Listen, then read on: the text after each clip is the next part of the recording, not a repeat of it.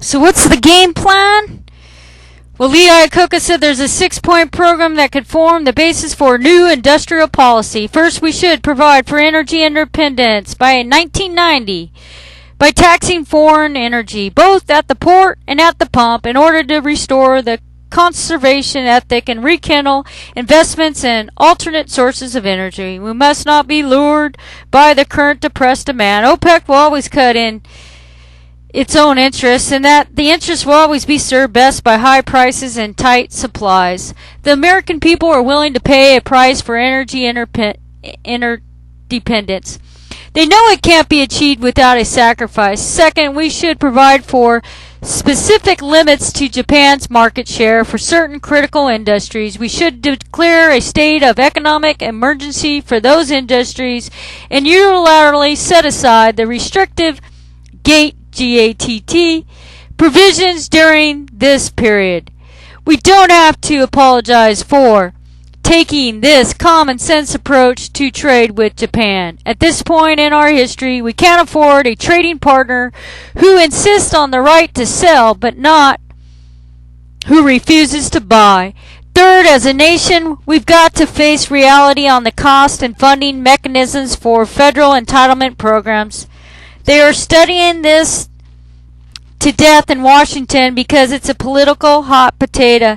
But the answer has always been right in front of our noses. We can't continue to pay out more than we take in, and that will mean some very painful adjustments.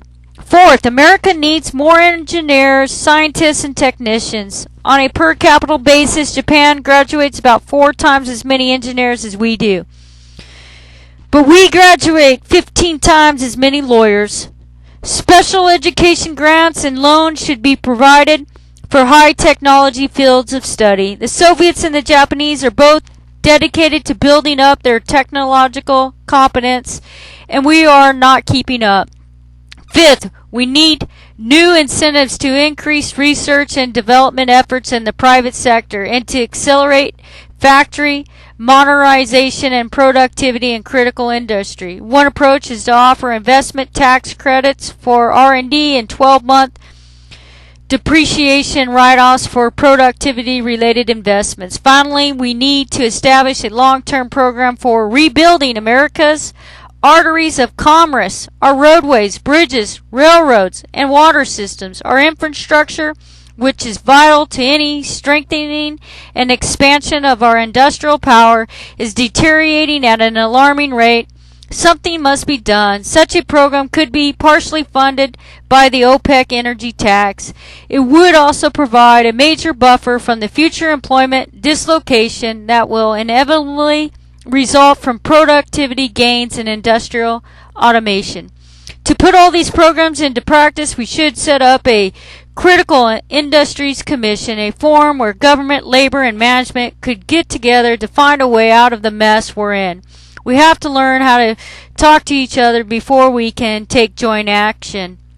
We need a program that kicks in not only when troubled American companies have agreed to equality of sacrifice among management, labor, suppliers, and financial backers. And so, we must address the World Bank, which is profit-making institution, can successfully help out underdeveloped countries. Why couldn't a new national development bank do as well in helping out troubled American industries?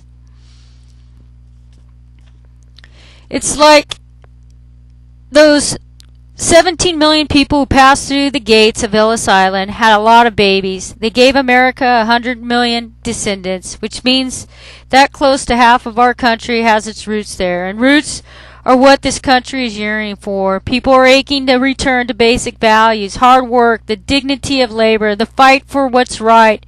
These are the things the Statue of Liberty and Ellis Island stand for, except for the American Indians. We're all immigrants or the children of immigrants. So it's important that we go beyond the stereotypes we've lived with. The Italians brought more to this country than pizza and spaghetti. The Jews more than bagels, the Germans more than beer, and all the ethnic groups brought their culture, their music, their literature. They melted into the American pot, but somehow They also managed to keep their cultures intact as each rubbed off on the other. Our parents came here and were part of the Industrial Revolution that changed the face of the world. Now there's a new high-tech revolution and everyone's scared out of their wits. When you're in a mode of change, as we're in right now, the great fear is that a lot of people are going to get hurt, and that one of those people might just turn out to be you. That's why so many people are worried. They're asking themselves, will we be as good as our parents in coping with these new changes? Or will we be left out in the cold? And our kids are beginning to ask, do we have to lower our expectations and our standard of living? Will I want to say to them, it doesn't have to be that way? If our grandparents could overcome, maybe you can too. You may never have thought about it, but they went through hell. They gave up a lot. They wanted your life to be better than theirs. When the chips were down, they jumped in. They found nothing wrong with working in the silk mills so they can provide lunch money for us. Think about it. The last 50 years can give you a vision for the next 50. What the last 50 taught us was the difference between right and wrong, that only hard work succeeds, that there are no free lunches, that you've got to be productive. Those are the values that make this country great. And those are the values that the Statue of Liberty represents. The Statue of Liberty is just that, a beautiful symbol of what it means to be free. The reality is Ellis Island. Freedom is just the ticket of admission, but if you want to survive and prosper, there's a price to pay. I had a terrific career, Lee Iacocca said, and this is the country that gave me that chance to do it. I seized the opportunity, but I was no 90-day wonder. It took me almost 40 years of hard work. So he's a great success and a great mentor for the rest of us. So apply yourself, get all the education you can, but then, by God, do something. Don't just stand there. Make something happen.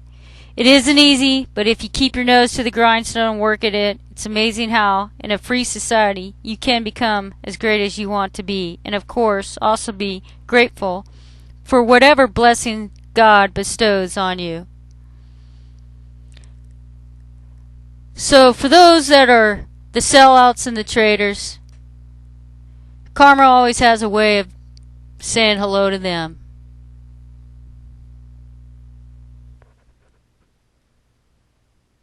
And justice always prevails.